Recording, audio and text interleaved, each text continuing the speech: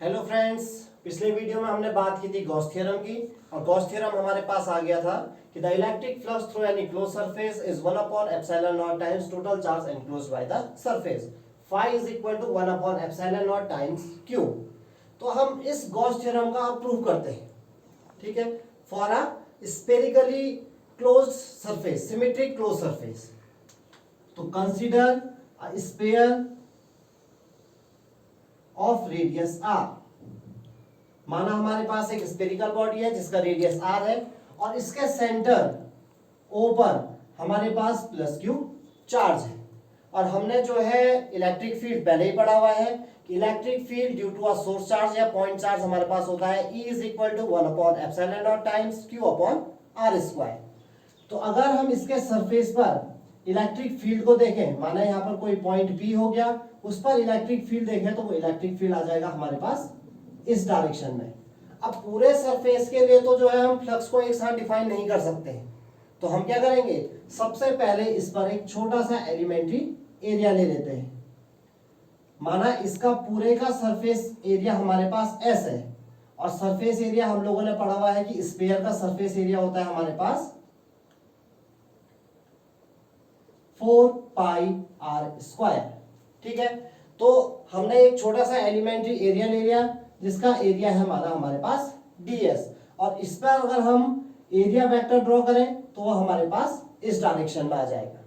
तो so that electric flux through a elementary area d phi is equal to हो जाएगा हमारे पास E dot ds, जो हमने पिछले वीडियो में पढ़ा था।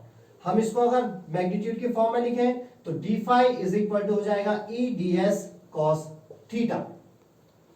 दो वेक्टर का डॉट प्रोडक्ट हमारे पास होता है, आपने पिछले साल पढ़ा होगा, a vector dot b vector is equal to होता है ab cos थीटा। तो यहां हमारे पास हो जाएगा E ds cos थीटा।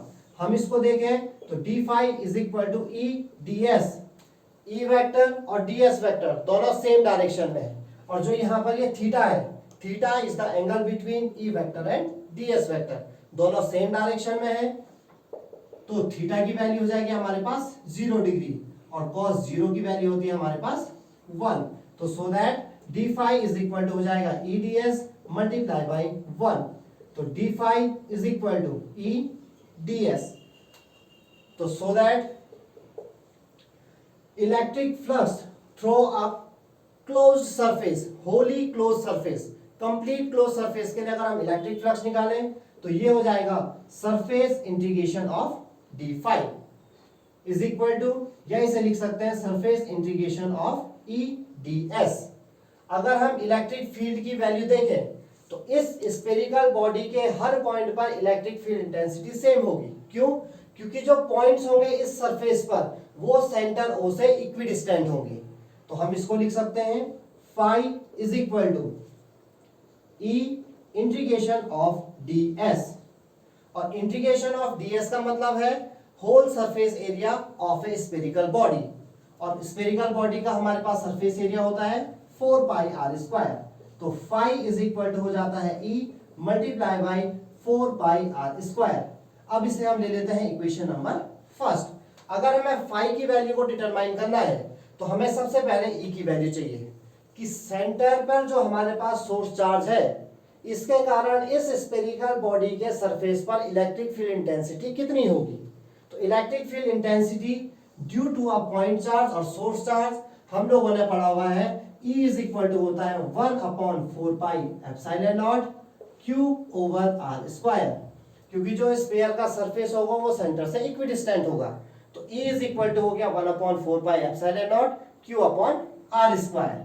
तो so that from equation number first, अब इक्वेशन फर्स्ट में हम जो है E की वैल्यू को अगर पुट करें तो फाई इज इक्वल टू हो जाएगा 1 upon 4 pi epsilon not Q upon are square multiply by 4 pi r square.